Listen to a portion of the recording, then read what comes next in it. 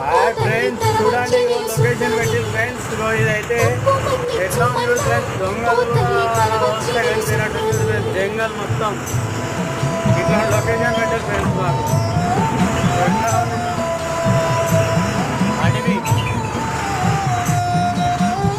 దారి తప్పినా దారి దొరకనట్టుంది.